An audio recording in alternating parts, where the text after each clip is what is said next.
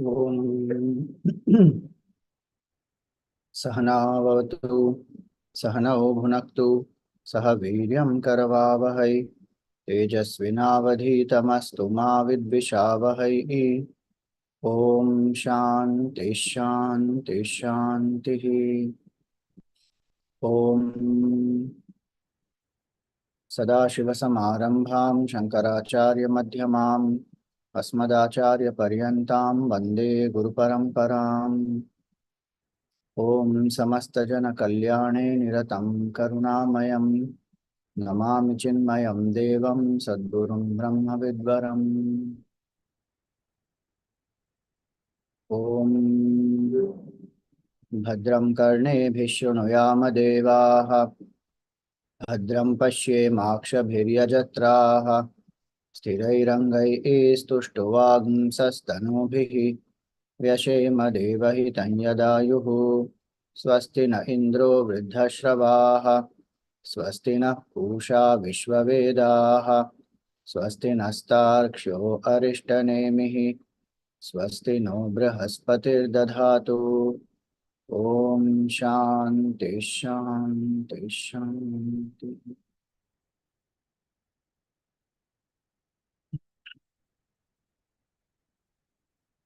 Hari Om, salutations to all. So we had seen the Shanti mantra, and then we saw that this great disciple, Ashvalayana, he goes to meet Brahmaji, Atha Ashvalayano, Bhagavantam Parameshtinam Upasametya. He goes close to Brahmaji with a certain intention that he wants to know the self, Brahma Vidya he wants. So that we will see in the first mantra, but the context we saw, Atha indicates all the preparation. Ashvalayana, who is this great Rishi, is from this, he's there in the Rig Veda as a teacher of the Rig Veda also. And Parameshti is the supreme creator, the Brahmaji. Upasametya means he goes as per the Vidhi. Vidhivat Upasannaha is the word used in the Upanishads. So as per the Vidhi meaning, with the right preparation, qualification, he goes with a burning desire to know the self, ready to do what it takes to know the self. So it's not enough only if one has a desire to know the self, one should be willing to do what is required for it. Detachment from the body, mind, intellect, single-pointed contemplation, withdrawal from the world outside, all that will be required. And one is willing to put in that effort, that is Vidhivat. So having gone there to the teacher, then now what did he do? Now let us see the first mantra. Just give me a minute.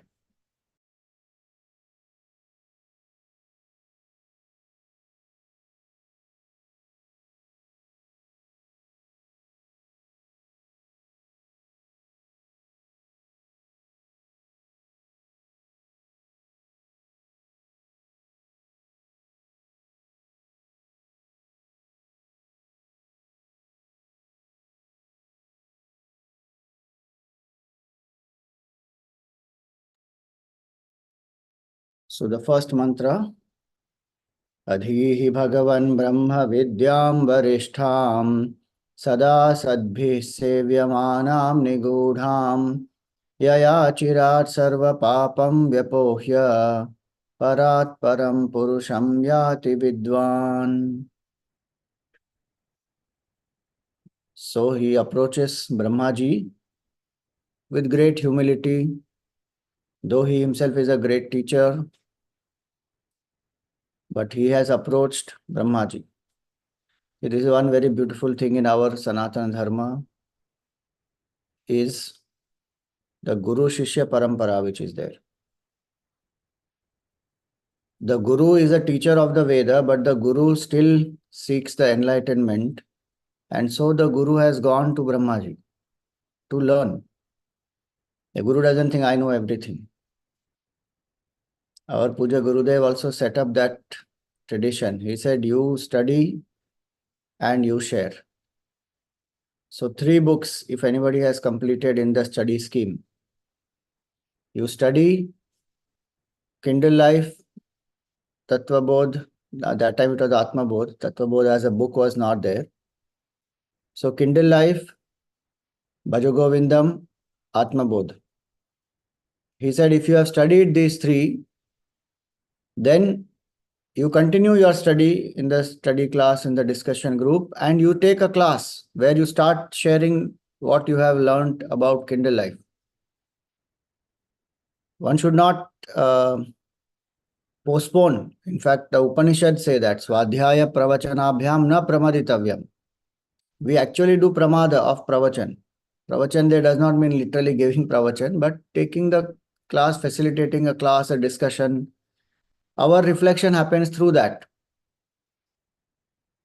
And our study also continues side by side in another study class where one is learning. So learning, sharing, this goes on.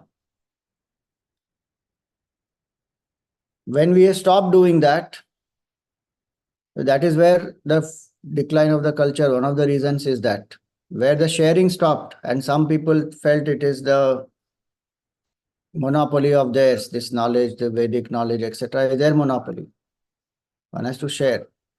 So here Brahmaji is the teacher and Aashvalayana himself is a teacher, but he goes as a student. And what does he say? Adhihi. With humility he goes and he says, please teach me. Adhihi. Bhagavan. First we will see the basic meaning, then we go into the deeper meaning. Adhihi Bhagavan. O Bhagavan. O Lord. Brahma Vidyam Varishtham. What do I want to learn? What should you teach me? Please teach me Brahma Vidya, the supreme knowledge, Varishtham. Sada Sadbhi Sevyamanam, which is cultivated always by the virtuous people, dharmic people, the sadhaks. Then, if it is cultivated by all of them, then why do you want me to teach you? Because it is a supreme secret. It is Nigudham. It is not easily known. Why do you want to learn this? Yaya Achirat, by which very quickly Sarva Papam Vyapohya. All the sins, dropping them, destroying them, discarding them, Sarva Papam Vyapohya, one will attain what? Parat Param Purusham. The supreme Purusha. Yati Vidwan. Purusha means consciousness here. Yati Vidwan, the wise person will attain that. So here, this is the basic meaning, that please teach me that Brahma Vidya which is supreme, which is cultivated by the wise, which is yet very hidden, secret, and knowing which one goes beyond all sins and comes to discover the supreme consciousness. So even though one may be a scholar, Vidwan here means a scholar. One may be a scholar of the Veda, but one may still have not learnt and assimilated Brahma Vidya. The Vedic knowledge, the essence of Vedic knowledge is Brahma Vidya. The purpose of the entire Veda is to know who am I truly. And here he is a Vidwan. He is a Shastrajna. He is a very knowledgeable person, Aashvalayana. And yet he doesn't feel that I know the Veda, I am the teacher of the Veda, what more is there to learn? No, I have to learn. That by knowing which one comes to realize the Supreme Purusha. Infinite consciousness is my nature. So that's why the need of a guru is there. And he goes to the guru and he learns. See, Shankaracharya ji in the Mundaka Upanishad Bhashya, he wrote a very powerful line. He said, Shastrajnyaha api swatantrena brahmajnana anveshanam na kuryat. One may be very knowledgeable in the scriptures, one may be very eloquent speaker also, one may have deep, understanding of the Vedic scriptures, yet Brahma Jnana Anveshanam Swatantrena na kuryat. Don't inquire into Brahman independently without the guidance of a guru. Generally, it will be said that Yoga Marg one must have a guru, and pranayam and asana and chakra and meditation and all that you should not attempt on your own. There should be a competent teacher to guide. But it is not applicable only in Yoga Marg. It is applicable even in Jnana Marg. Brahma Jnana Anveshanam. Because Brahma Jnana is very, very subtle. As he says, Nigudham. It is a secret. Swamiji, what secret? It is available everywhere. So many books and commentaries and tapes and audios and podcasts and videos, and so many people have spoken on it. Now, what secret? It is still secret only. Why? Because it's not words. It is not Shabdarashi. It is intuitive realization.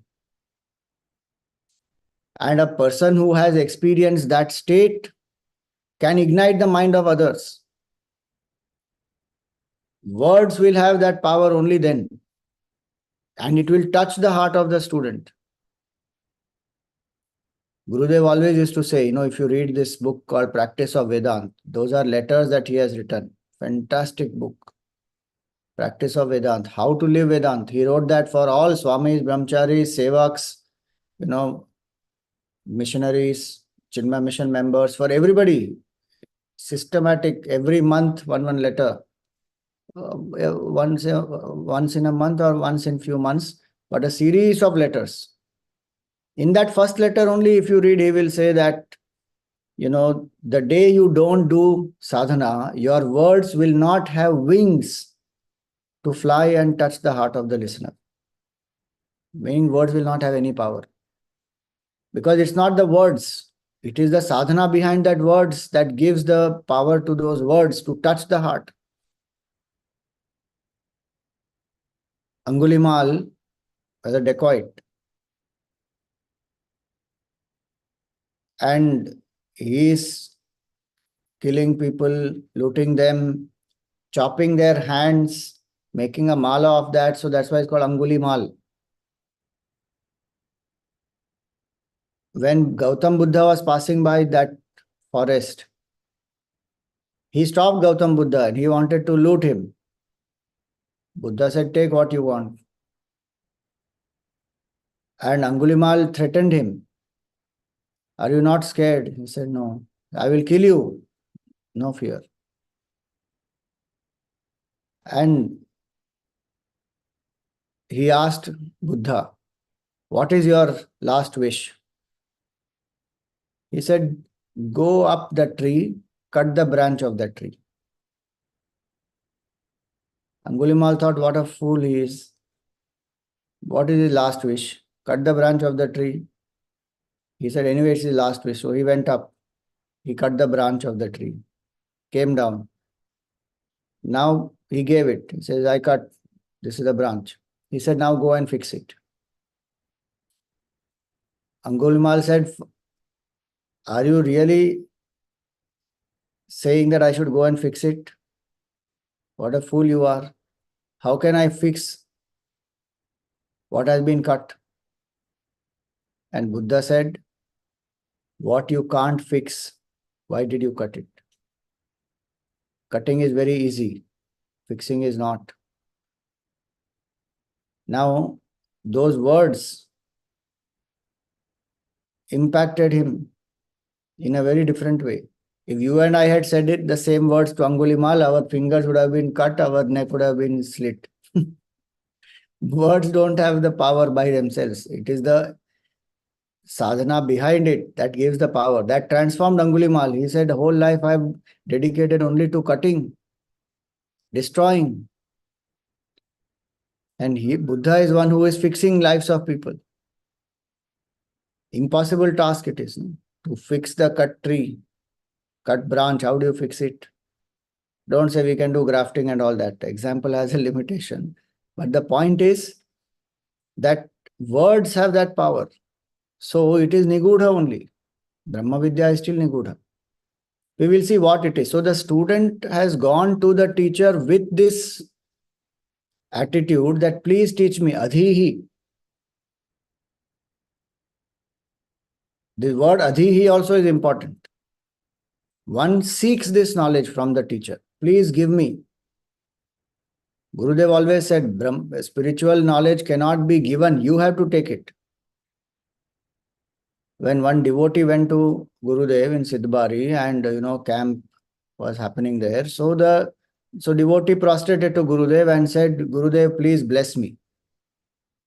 Gurudev said, I cannot bless you. You bless yourself. Spiritual knowledge cannot be given, you have to take it.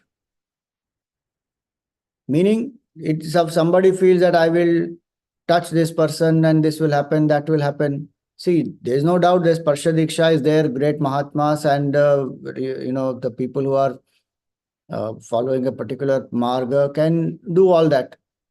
By Chakshu Diksha, Sparsha Diksha, Shabda Diksha, all that, they will be able to ignite this spark in the heart of the student. But those are rare, few people. For majority, it has to be that we have to seek, we have to ask. Did Arjun get this knowledge just like that? He has grown up with Bhagavan Krishna. They have played with each other. Yet he got this only when he asked. He said that Shishyasteham Shadhimam Tvam Prapannam. I take your refuge. I am your Shishya. Now you please instruct me. Shadhi. Simeyadhihi. Please teach me. So the student goes to the teacher with that. It's our responsibility to seek Brahma Vidya. Because got a human body, that is the first blessing Bhagavan gave. Now, having got this human body, what is the goal of my life? My life goal is to know this truth, because only in this human life I can speed up my evolution, realize the truth. What he says here, na? Yaya chirat sarva papam vyapohya parat param purusham yati. This is the goal of life. So, Adhihi, please teach me that, because I want to reach that goal. I want to know the self. So, one has to have that clarity. Manushyatvam is Bhagavan's grace. Mahapurusha also is Bhagavan's grace. Great Mahatmas come into our life. Satsang we get. Third one is Mukshutam. We have to cultivate and we have to go to such Mahatmas and ask for Brahma Gyan. Here the Rishi Aashvalayana, he is doing that. And so he says, Adhihi, please teach me. And how does one go to the teacher? The word Atha already spoke about it. Go with great humility, willingness to let go, willingness to learn, drop the wrong notions, do the sadhana. So, with that, not some intellectual quest, not for some degree, MA in Vedant, PhD in Vedant. One may do that, nothing wrong with it, but it's not only academic pursuit. It's not earning livelihood, giving lectures on Vedant, becoming a professor, writing books. All those can be means sadhana. But one goes with this attitude, I want to know the truth, to realize the truth. Adhihi Bhagavan. Now the second word is Bhagavan. Here Bhagavan, Brahmaji himself is the teacher. But it also indicates that in the Guru, one must have the bhav that my Guru is Sakshat Parabrahma. Please remember, I am talking about Sadguru. Any person who is realized, a Sadguru is a realized master. One who is established in Sat, that Sadguru, one must have the bhav that my Guru is Brahman. That Shraddha is most important. Because the Guru is a living embodiment of that absolute truth, which is beyond body, mind, intellect, which is infinite, who is in our own heart, but we are not able to experience that as consciousness. So the form is there in front. Out of great compassion, the Guru takes a form for the disciple. Guide them across this ocean of samsara. So the inner Guru, so to say, manifests outside. And we should always remember that the sacrifice of the guru is much more than the sacrifice of the student. Guru can revel in the supreme state, doesn't need to interact with anyone, anything. For the guru, there is no duality at all. Yet the guru lives, continues to teach, share. Gurudev came down from the Himalayas. For whom did he come? He came for us. He doesn't need to leave the Himalayas. He can revel there in samadhi, in the blissful state. Vivekananda, he roamed across the world, gave knowledge to everybody. Out of great compassion to revive the masses, these great people come. And so the bhav is that my guru is Brahman. If we remember what the guru has done for us, what the guru continues to do for us, guru is not in the physical form only. The form is there definitely, but guru is Brahman. And so that bhav when we have, we will never feel that I don't have my guru. My guru is with me every moment. That feeling one must have, that my guru is with me. And the guru guides through hundreds of ways. When the form is there, the guru guides through the form. When the form is not there, guru guides through so many other things. Even with the form being there, guru can guide with so many other things, no doubt. So many beings, people. So one must have that bhav that my guru is Brahman. Bhagavan means that. Don't doubt, is this guru realized or not? See, one may have that question when one is seeking a teacher, when one is still, one is developing those qualities as a sadhak, one has not yet found the Sadguru. So it is natural that one may try different people and, exploring this knowledge, etc. So in that situation, one has to test. No? One can't just blindly follow anybody, then one will get disillusioned. But when one has found, or when the guru has found you, how do we know who is my teacher? One will know if one is a student, if we cultivate discipleship, one will know who is the teacher. In the presence of that teacher, one gets more and more clarity, more and more surrender to the Lord. There is no self-projection by the teacher. The teacher is the one who takes the disciple to the truth. The teacher is not interested in self-glorification. Teacher is free from karma and selfishness, lust, free from that. Like that, there are qualities which one knows. If we study the scripture, we will know all those. Sthita Prajna Lakshan, Bhakta Lakshan, Sannyasi Lakshan, Gunatita Lakshan. All that is given. When we read that, we associate, we understand, then one must have the bhav, my guru is Brahman. So every word that the guru says is a mantra. Dhyana moolam guror murtihi, puja moolam guru padam, mantra moolam guror vakyam, moksha moolam guru kripa. Full stop. That bhav has to be there. He has gone with that bhav, and here Brahmaji himself is the teacher. So Adhihi Bhagavan, oh teacher, you please teach me. And the teacher is not ordinary teacher is Bhagavan himself. Adhihi Bhagavan. What should we teach? Brahma Vidyam Varishtham. Please teach me Brahma Vidya. Brahma Vidya here is the knowledge of Brahman. Brahman means what? That which is the biggest. Brihatvat Brahma, that which is the biggest. Biggest meaning infinite. There is nothing greater than that. Everything is included in that. So it is all encompassing and yet beyond everything. That is infinity. So that Brahman I want to know. Why? That reason we will see. One reason is it is Varishtham, it is the supreme knowledge. Of all knowledge, Brahma Vidya is the supreme. Varishtha means the superlative degree.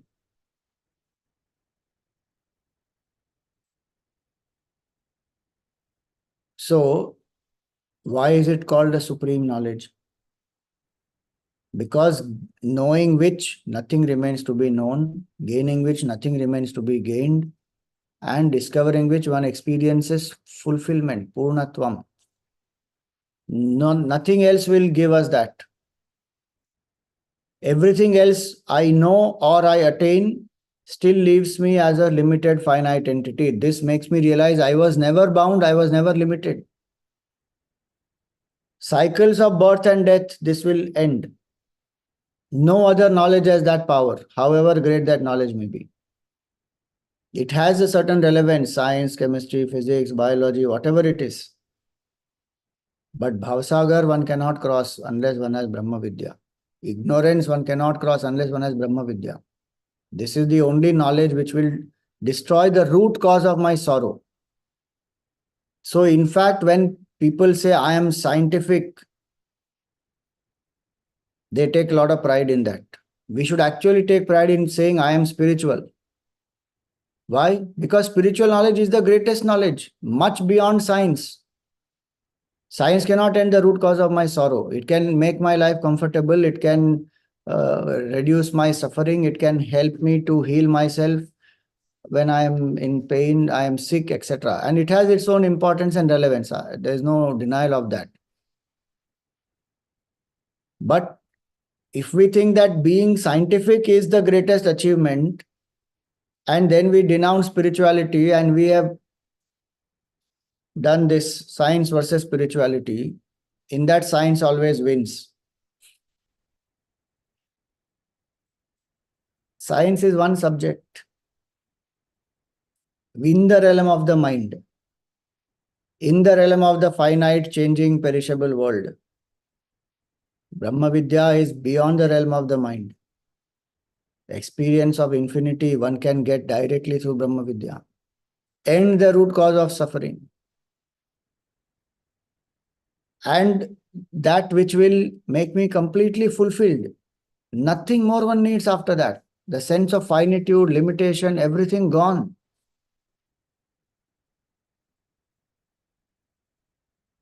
When people say I am scientific, they basically mean I am logical. It's not only through external science that what one means I am logical. I don't take anything just for granted and just believe just like that. You should tell me proper reasons for why this.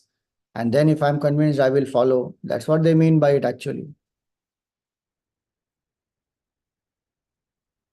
This is that which is using logic, and it goes beyond logic.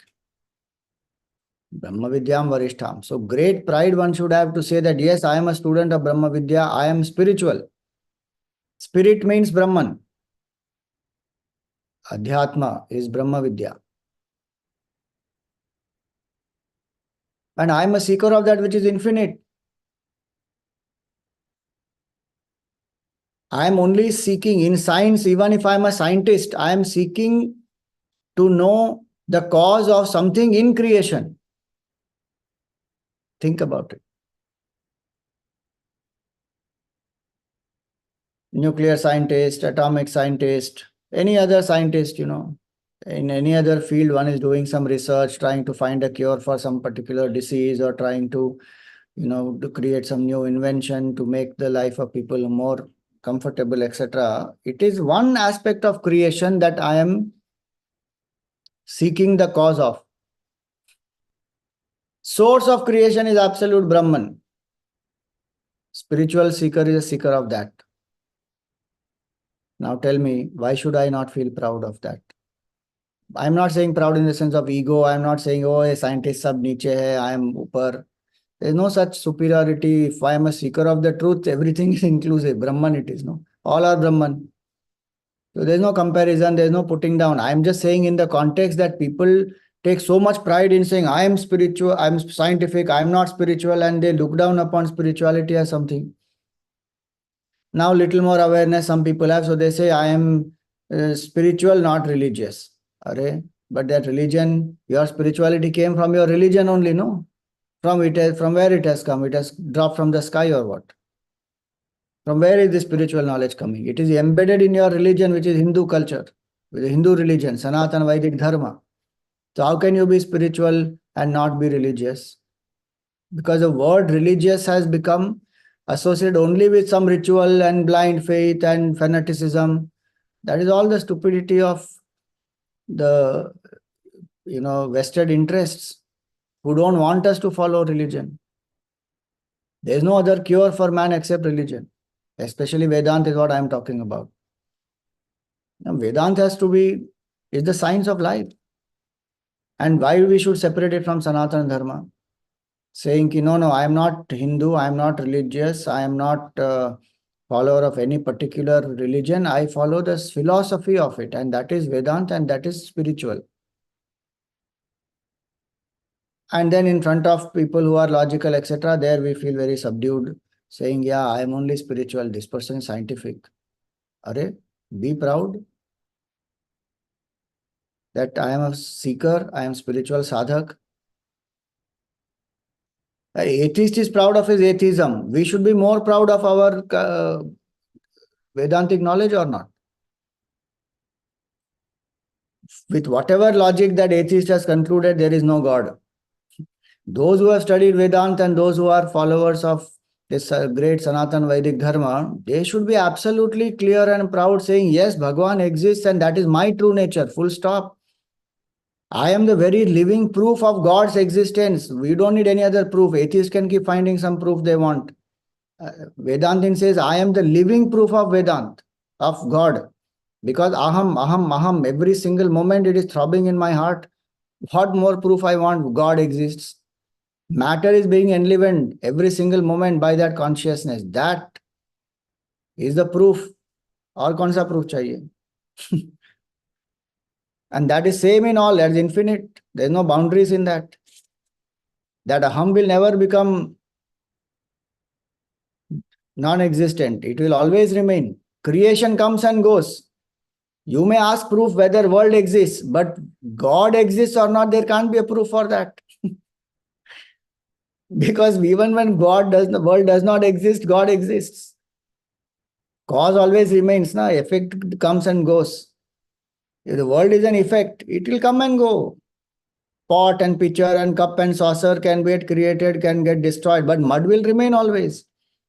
What proof is required? Show me where is mud. What is the proof of mud? Are pagal ho kya? Everything what you are seeing is mud only. What we are seeing is divine.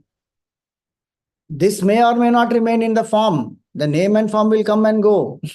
Essence will remain. That is here and now. Open the eyes and see. From God is nowhere to God is now here. It is immediate, right here and now. That is Brahman. That is the supreme Brahma Vidya. The knowledge of that which will make me absolutely fearless. I will never become non-existent. Body will come, body will go. I am not the body.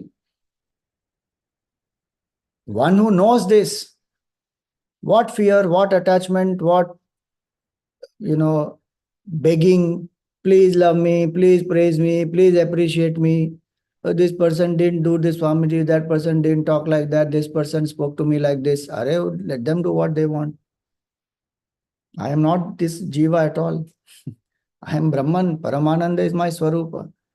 How fearless one can become, how independent one can become, freedom, fearlessness, absolute happiness, supreme peace, all that one experiences. How can that knowledge make me weak, make me feeble? Not knowing this, we look down upon ourselves or we feel, oh, these people are more scientific. And people come to me and say also, Swamiji, my son is very scientific. I am not able to convince, which is true because I may not have the clarity and I may not have the proper understanding. I am not proud of this knowledge. And so I am not able to convince. If I am doing my sadhana, if I am clear, if I have the clarity of thought, no, I know everything, but I can't tell. Then start telling. Then one will start refining the understanding. That's why the first word when we spoke about that a student learns and a teacher teaches as well as learns. We have to teach, share. As we keep doing that, we will become more and more refined. So this Brahma Vidya is a supreme Vidya. Brahma Vidyam Varishtham. And we are the custodians of Brahma Vidya in the whole world. Bharat is the guru of the world even today. For centuries, we have been shining this light in the whole world.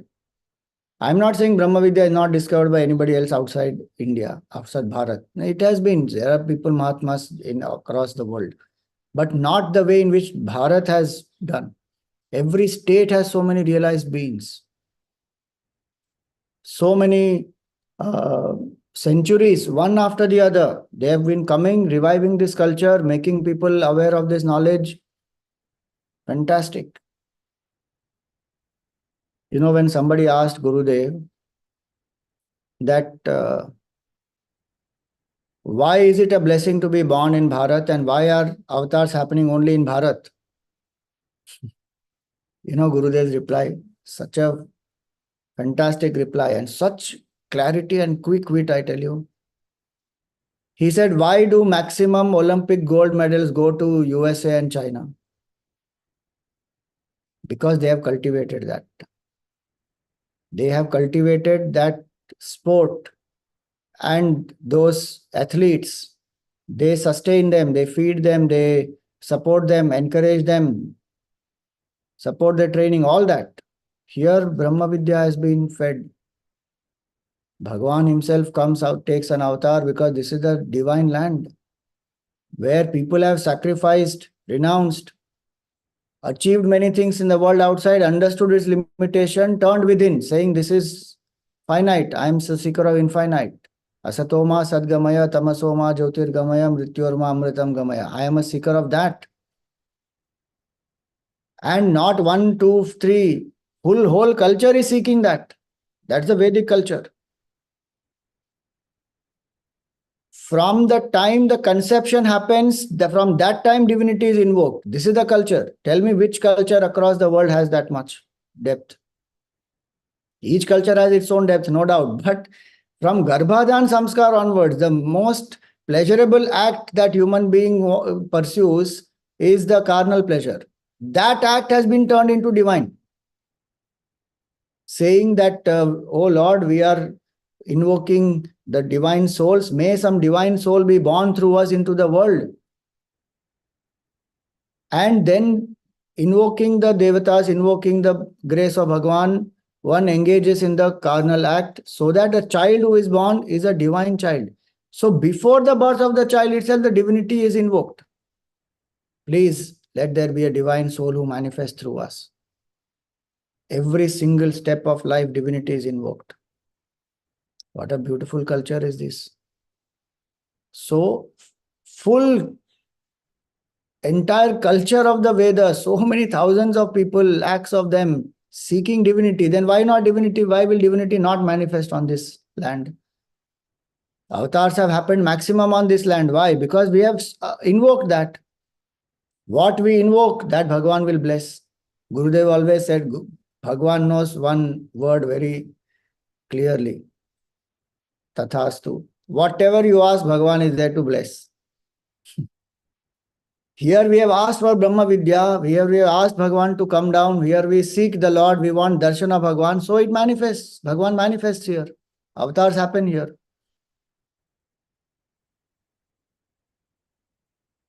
So many other cultures were just nomads when we were having a very, very advanced civilization here. Why? Because the foundation is this Brahma Vidyam Varishtham. Please remember, Brahma Vidya is not for few people who are only exclusively seeking the truth. Brahma Vidya, this is the Vedic culture. Brahma Vidya is for everybody. Every single child who is born in the Vedic culture has the vision that my goal of life is Supreme Brahman. Today, many of this we don't follow. That's why we are in this situation where our young people are going through mental health problems and anxieties and depressions and worries. Why? Because Brahma Vidya is removed. When the child is born, before the child is born itself, I said that, Garbhadhan, Samskar, etc. one does. Chinmay Mission, we are starting now, already started. Garbha Samskar sessions. Then, when the child is born, one utters the Mahavakya in the ears of the child. The parents or the Kula Guru or whoever is there, elder, will utter the Mahavakya. Tattvamasi. You are that. You are not this. Our bhav is this jiva who has come is a divine soul and has come here to realize divinity in and through whatever the swadharma of the jiva is. So Brahma Vidya is the foundation of life itself. We don't think of Brahma Vidya as some retirement plan. At the end of life, when I am going to die, few years left, that time I will start pursuing Brahma Vidya. No, it is from before birth onwards. Starts. And that Brahma Vidya is a very foundation of everything else. That's why Brahma Vidyam Varishtham, it is supreme. So many people fought for the freedom of this country because of this knowledge. Because they said that this body is mortal and the soul is immortal and nothing can stop us from attaining freedom. If we have to die, we will die, but we will not give up the struggle for freedom and we will continue to take bodies again and again till our country is free. How many people have learned the Gita, lived by the Gita as freedom fighters, and they got so much of inspiration. Vinoba Bhave taught the Gita in the jail. 18 chapters, you read his lectures, so beautiful lectures. In Marathi, it is Gita. In the English, it is Talks on the Gita by Vinoba Bhave. Essence of every chapter is given in that. He taught in the jail to the inmates. This is our knowledge. And with that, you go out and seek with more force, soul force. That is this Atmagyan, Brahma Vidya. Khudiram Bose went, a young person, sacrificed himself, revolutionary, absolutely fearless. Why? Because he said, my mother taught me that the soul cannot be destroyed. It cannot be cut by weapons, wet by water, dried by wind, or burnt by fire. I am that imperishable truth. That is this Brahma Vidya. Gave fearlessness to people. People have contributed everything of their life for this. Look at the glorious temples and the music and the art and literature, dance, everything revolves around this main theme that Bhagavan is supreme. Brahma Vidyam Varishtham. I am zero. When I am zero, I realize I am zero. I realize I am infinite. Purnamada Purnamidam. What a fantastic vision. That is Brahma Vidya. So if I know this, and we have given this to the world, even today people come here for that, and we are feeling less about ourselves. We think West is the great scientific nation. We're looking up everywhere, looking there. And nothing wrong. One can admire them, learn from them. There's no problem at all. We can learn from everywhere. That's what our Veda says. Ano Bhadra Kratavo Yantu Vishwata. May all good divine thoughts come to us from across the world. We have no problem at all. Before anybody even taught us globalization, we were saying entire earth is one family. Vasudhaiva Kutumbakam. That's our vision. Look wherever you want to, but don't forget who you are. That is important. That our roots are this Brahma Vidya. Every country has a core competency. For Japan, it is Kaizen. For America, it is performance. For China, it is mass manufacturing and production. What is our core competency? Brahma Vidya. Brahma Vidyam Varishtham. We have achieved many things in the world outside also. Much before people have started discovering scientific laws, our masters have written about it. Manchester University today accepts that Newton came to know of gravity from Bharat. They accepted that. We give credit to Newton, but he came to know it through the people here. The idea is what? External knowledge, achievements, sea travel, exports, commerce, music, dance, all that we have developed a lot, but the great master said this is all perishable. And they oriented all this also towards the divine. But they turned within and they discovered this. And they have been passing on this knowledge generation after generation. And not only they discovered Supreme Brahman, They discovered hundreds and thousands of ways to discover the Supreme Brahman. There's not one way, one book, one path. Look at the variety here. You follow Karma Marg, Bhakti Marg, Jnana Marg, Raj Marg, any Marg. In that there are so many paths. You can, Bhakti mein, you can worship how many forms? You can worship Krishna, Vishnu, Durga, Devi, Ganesh, Hanuman. Go on, any form you take. No, I'm not interested in form. Concentrate on sound. Om. No form, no sound. Okay, through nature, Prakriti. Realize, worship the sun, Surya Devata, worship. None of this. Okay, formless. Look at the variety. That is Brahma Vidyam Varishtham. We speak about all this now. Swamiji, today in India, the education options are so less. Our youngsters are going to abroad universities. Why? Because they can do combination. They can take psychology and economics and chemistry and do a nice mix, and they will study this. Why don't you ask there? Why so many options are available? Give one only. Do we say that? There we are proud. Na? Our university offers such wide choices. You can design your career. Same way we are saying you design your spiritual path, your spiritual career you design. Worship whichever one you want, any combination you like. Take it up. But there we say, why do we have so many gods? Hinduism has a problem, We should have one God, one book. What one God, one book?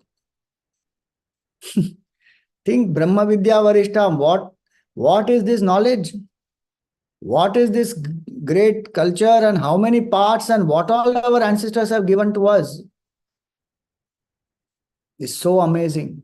The more we think about this, the more we will feel proud, more we will be committed. We live this and give this to the next generation.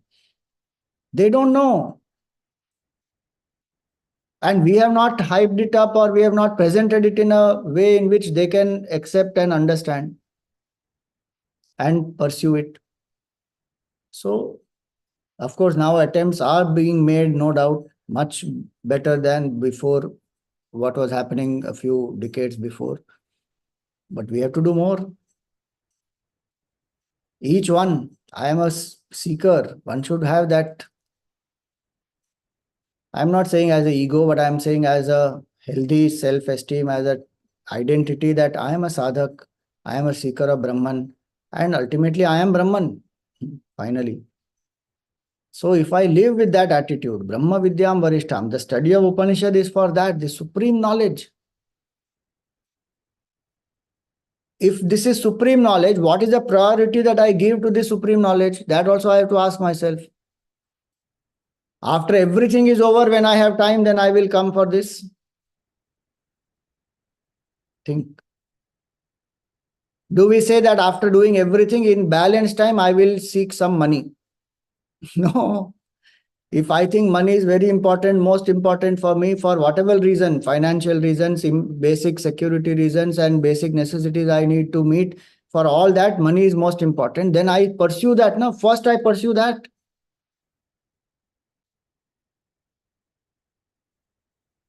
Same way, if I understand that Brahma Vidya is the supreme knowledge, and it is there is no option. Is there an option to live without money? Then we have to beg and depend on somebody, right? But that also they have to give money. Then only we will live. We think Brahma Vidya is optional because that's a lack of clarity. Our Vedic masters, they taught us Brahma Vidya is not optional. Get the knowledge of that and then enter into Grahastha also. Pursue Artha and Kama also based on Dharma, so that for what? Finally one will realize Brahman only. It is not optional. Right from the Vedic Gurukul times onwards, one is taught that very clearly, that this is the foundation, this is what one has to achieve. Realize the goal of life is this. Foundation is Brahman, goal is Brahman. Both. If I know this very clearly, I will prioritize this knowledge. Prioritize sadhana. First comes this. In simple ways, our rishis incorporated this in our daily life, saying as soon as you get up, you take a bath and worship the Lord first. Then you do everything else. Why? Because that's the priority. Now the priority is take up the phone and read the bed tea. What bed tea, Ram Ram? Not even brush the mouth. Terrible. Bed tea and drink the news, read the newspaper, see the phone. Get up, take bath. Earlier, how people used to do. Swami, that time phone was not there. Very blessed they were. And the issue is not with the phone, issue is with our priority. Phone can be put aside. I get up, take bath, light a lamp in front of Bhagwan, go to the Tulsi, light a lamp there, put various, things, in South India and all what we say, na, kolam. Kolam is put. Bhagwan will come to my house, so I decorate the house. Lakshmi Devi will come to my house. Narayan Bhagwan will come to my house. So I will get up, decorate the house, and light the lamp, do the sadhana, do the Sandhya Vandan, do the Agnihotra. Day begins with remembrance of the divine. That's the priority. Meditate, contemplate, do Nama Japa. That's the priority. That is the supreme knowledge. Varishtham means that. We have to ask that question to ourselves. Brahma Vidyam Varishtham means that. Is Brahma Vidya Varishtha in my life or not? What is the priority that I have given to Brahma Vidya in my life? It doesn't mean that, I don't do my duties, I neglect no. What is my priority?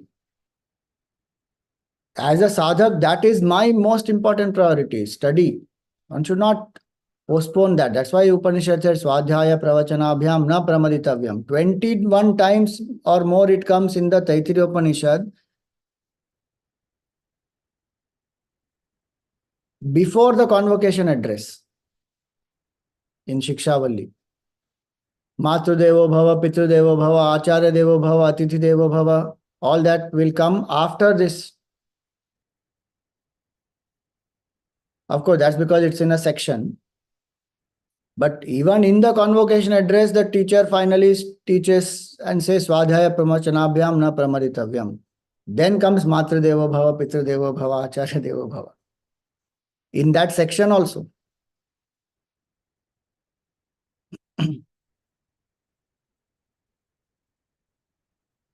So, Varishtha means that. It is supreme Brahma Vidya. See, Brahma Vidya may be supreme, but if it is not supreme in my life, what difference it makes to me? Quantum physics is supreme physics. Okay, it may be supreme physics. How does it make a difference to my life? Like that is Brahma Vidya is supreme knowledge. So, is it Varishtha in my life? That is the question. For him, the student, Aashvalayana Rishi, Brahma Vidya is a priority in his life. So he has left everything, he has come to seek that knowledge. Adhihi Bhagavan Brahma Vidyam Varishtham. And it is a knowledge about who am I. It is a knowledge about oneness with the whole creation. Jiva, Jagat, Jagadishwara, all are one. That is this Brahma Vidya. So it is not that I will get Brahma Vidya. Brahma Vidya will dissolve this I. That is why it is supreme. The small I will dissolve in that. So it's not that I have to get the knowledge of Brahman. I am Brahman. I am not this I. That is Brahma Vidya. And so when one knows this, that this is the goal, I live in the world also with the attitude. So harmony in relationships also will happen or not. Fearlessness I spoke about, freedom I spoke about, all that Brahma Vidya will do. It is a foundation for the attitude that the whole world is one family. And it is a very foundation of compassion, love, oneness. Why? Because all of us are one, expressions of that supreme one infinite consciousness. Brahman alone is. One will live with more love, kindness, compassion. So if I am a seeker of Brahman, then is that knowledge the priority? Am I living anchored in that knowledge? Important. So he wants to gain that knowledge. That's what he is asking. But why has he come? Because he knows this is the supreme knowledge. He may not have it right now as a student, but he is seeking that. Same way with us, we are seeking that. And do we have that clarity that this is a supreme knowledge, and in my life it has supreme priority. This is Brahma Vidyam Varishtham. If you follow Bhakti Marg also, it will be same thing. That is God my priority. Bhagavan says, Mayyeva man adharsva mai buddhim niveshaya. You absorb your intellect in me, your mind in me, you serve me, you be devoted to me, surrender unto me. Because that Bhagavan is supreme. And that becomes my priority. And full day I am thinking of the divine. Exclusively through the name of the Lord, and at other times through the bhavana that I am doing all this to serve Bhagavan. In whatever roles he has put me, I am doing my best to serve Bhagavan. That bhav, karma yog bhav. Then that is supreme for me. Same way, Brahma Vidya is supreme. Brahma Vidyam Varishtham. Do I study? Do I reflect? Do I meditate? Do I see oneness? And through the day, how much do I remember that I am divine, I am infinite consciousness, I am not this jiva? If we live that way, then Brahma Vidya is my priority. Everything else becomes a sadhana towards that. If one is working hard, Gurudev did so much of missionary work, 18 hours a day, 20 hours a day, sometimes he worked. But Brahma Vidyam Varishtham. Because he's dedicated his life morning, evening, 42 years continuously sharing Brahma Vidya, and through the day do the seva of the society to share his Brahma Vidya. So started schools, colleges, temples, orphanages, all that with the bhav of seva, that all this is divine. Nar seva, Narayana seva. And created so many avenues for people to pursue Brahma Vidya. And that is what is the beauty. So through the day I may be working, do this meeting, do that meeting, do this project, guide on this, all that one may do, depending on whatever role one may have. But deep down one knows that this is all dedicated to the divine, to purify my mind, so that I realize I am Brahman.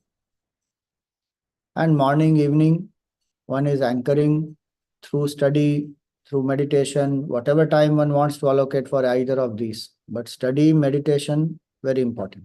Meditation, I mean any sadhana to quieten the mind, connect with the divine. And regular study. So if Kaivalya Upanishad right now you are listening, then Saturday morning you listen, and then through the week read, listen again, reflect, internalize. Then that is a sadhana. If you listen only Saturday to Saturday, some benefit will happen, there is no doubt. But one can do much more if one reflects through the week. So, Adhihi Bhagavan Brahma Vidyam Varishtham. Sada Sadbhi Sevyamanam Nigudham. Always it is cultivated by the good people, by the seekers. Sada means always. Sevyamanam, cultivated, meaning one is pursuing that. Sadbhihi can mean good people here. Sadbhi does not mean realized people only. Realized people are already established. They don't have to cultivate it. They don't have to pursue it. They are already established. Sadbhi means sadhaks. Good people, meaning pure mind.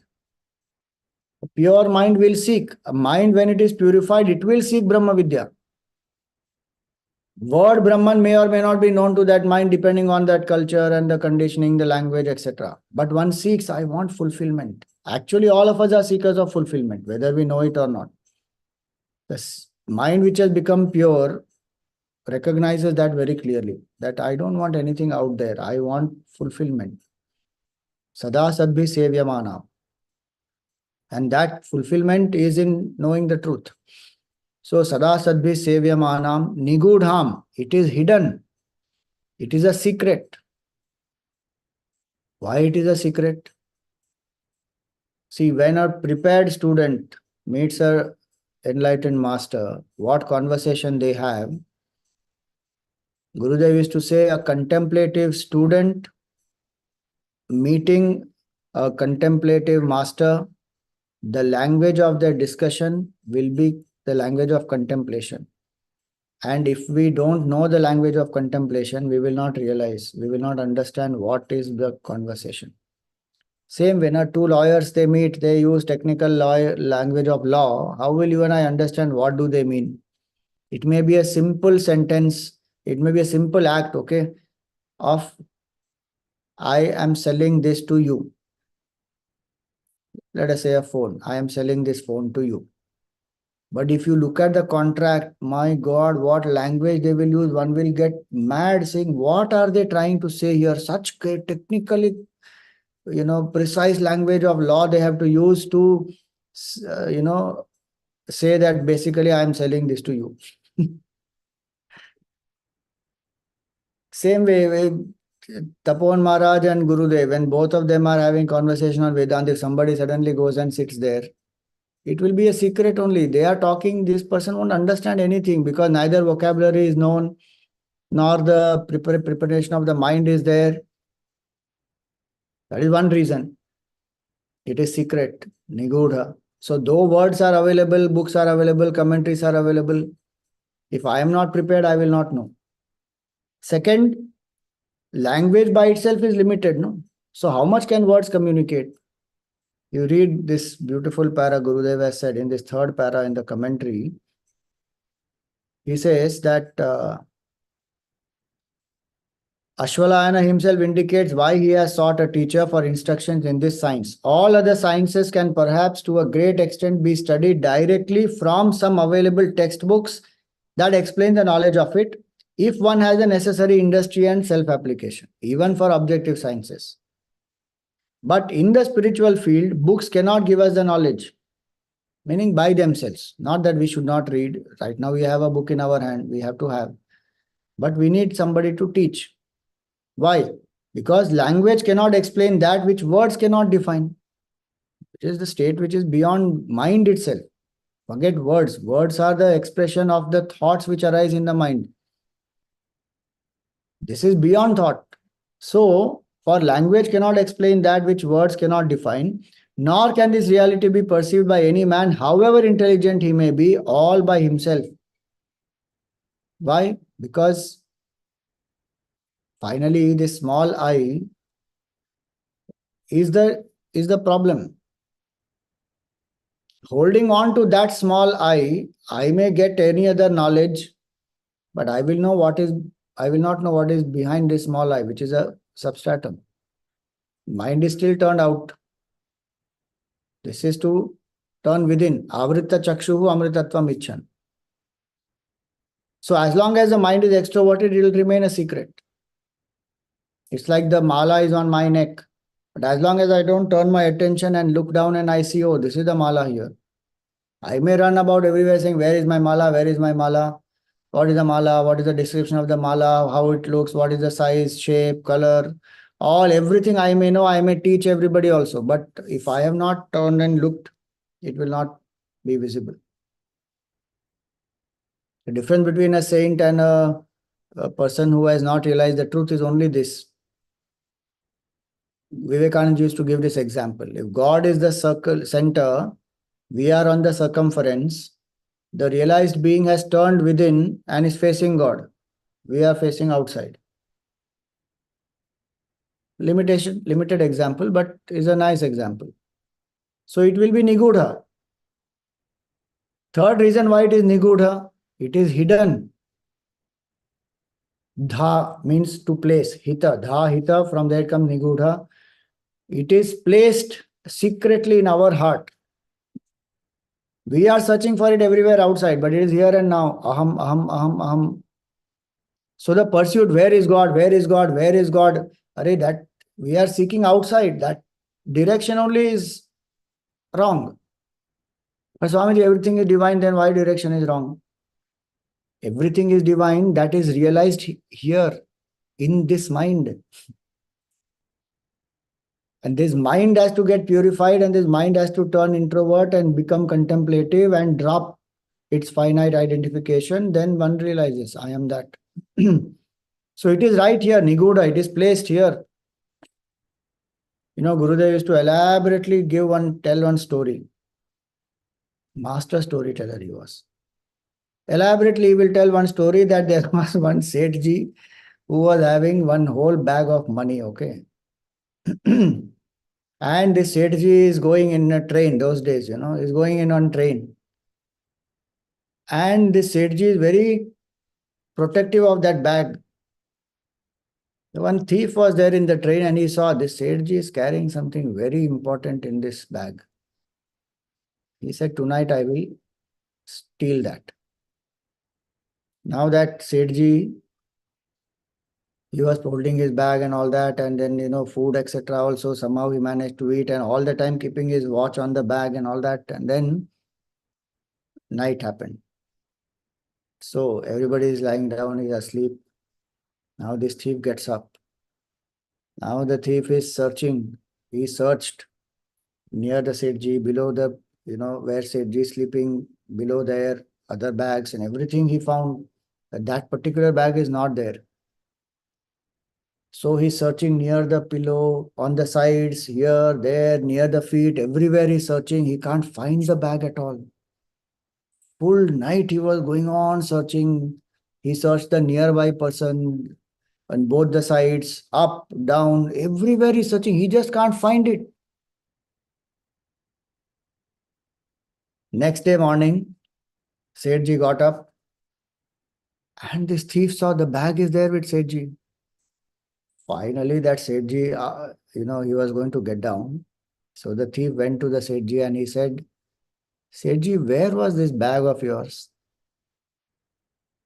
And that Sethji, he said, it was under your pillow. Sethji has kept happily below his pillow, that thief's pillow. The thief is searching everywhere else, but he can't find that bag. It's there below his pillow. You should listen to Gurudev dramatizing it. Very nicely he dramatizes it. The point is that Brahmaji, as though, has placed Ananda in our heart. We don't know that. So it is Nigudha. It is secret, covered. One doesn't know. In our own heart it is one going on seeking outside. Here and now. So he says, Sada Sadbhi Sevyamanam Nigudham. Why should I know this? Yaya Chirat. Quickly. Yaya Chirat meaning that is a sandhi. So it is Achirat. Achirat means instantly. Yaya Achirat. Absolutely fast, Realization will happen very fast. No, Swami, it takes lifetimes. Bahunam janmanam ante jnanavan mam prapadyate. Instant. Ramana Maharshi said it does not take time. How much time does it take to realize the truth? Not even the time taken by you to blink your eye. Janak Maharaj realized it when he put his one foot in the saddle of the horse, and by the time he turns around and puts the other foot, he realized. Fantastic. How fast? Instant. Why? Because it's our true nature. How much time does it take to wake up? Instant. No, Swami, we take long time to wake up. That is, we take time to get up from the bed. That's our laziness. That's a different point. We wake up. Quick. Realization is like that. Brahma Vidya is like that. Yaya Achirat. But preparation is what is taking us time. To fall into sleep, glide into sleep, it doesn't take much time. All the other preparation, you put the bed sheets and switch off the light and put on the mosquito repellent or whatever, all those things when we do, then we lie down on the bed and then we withdraw the mind from everything else. All that will take time. But gliding into sleep, instant. Yaya Achirat. Why should this knowledge be known? Because when I know this, what it will do? Parat Param Purusham Yati. One will attain that supreme Purusha.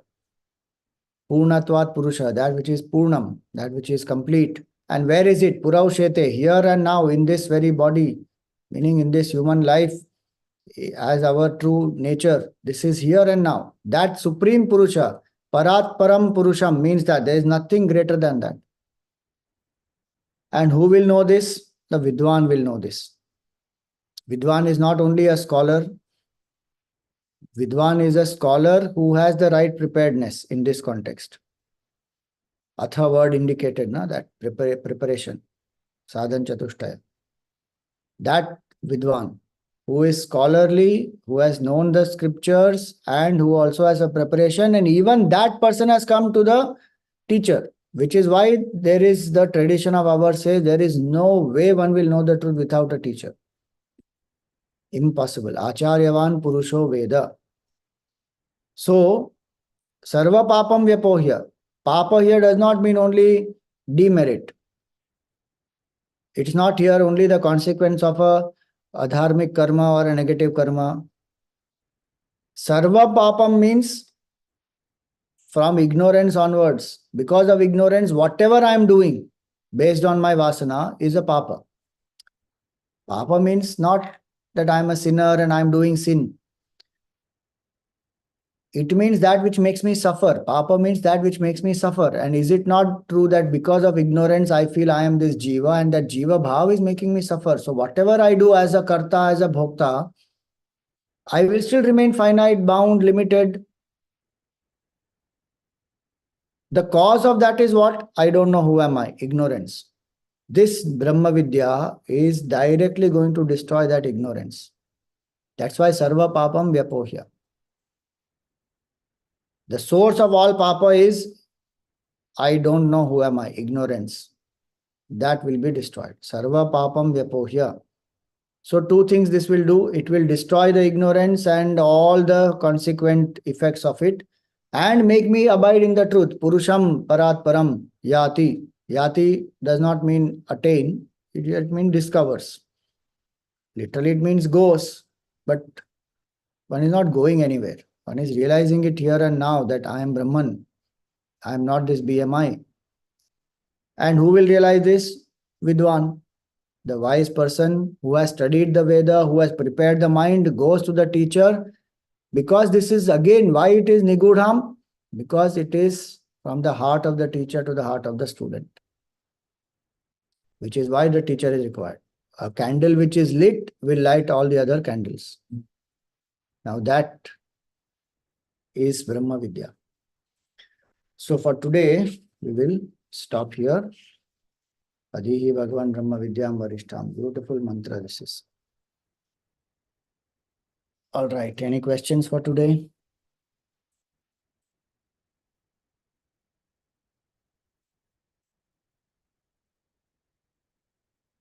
Om Purnamada Purnamidam Purnat Purnamudachyate Purnasya Purnamadaya Purnameva Vashishyate.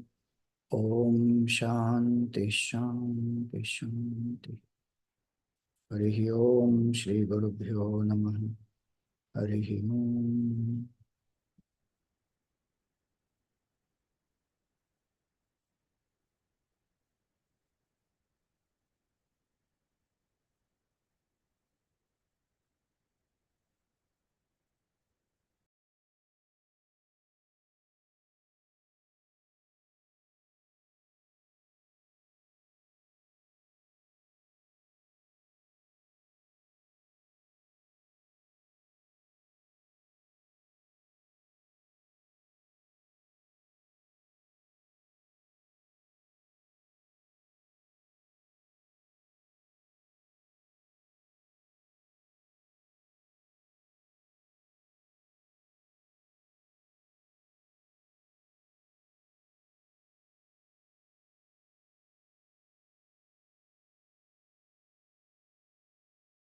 Yes, Nitaji, you have a question? Go ahead. Hariom Swamiji, I wanted to ask you that Ashwalayan had gone right now to Brahmaji to get the knowledge. But before that, also he must have gone to some guru to get prepared till there, right? Yeah, so that's why. So he will have a teacher, no doubt. He is Ashwalayana, you see. So Yeah. Ashwalayana is in the Gotra of Ashwalayana Rishi. Okay.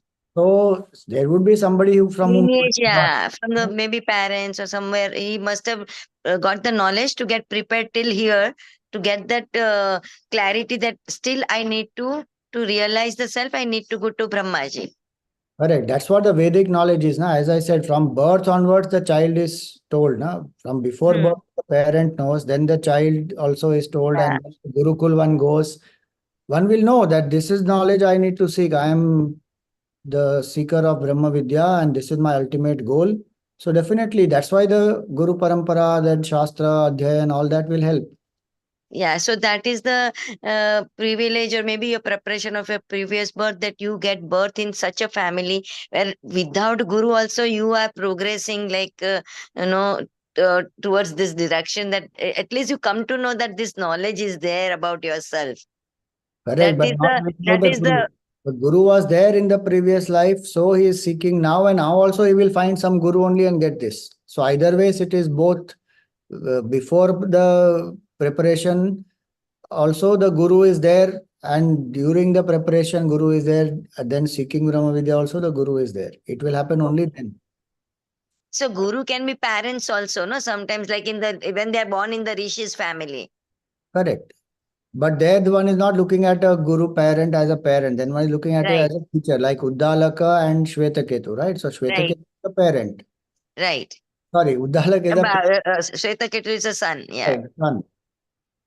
But he is looking at then the father as the Guru then, because then he asks for knowledge. Yeah. Right, right. Okay. Thank you, Hariom. Pranam.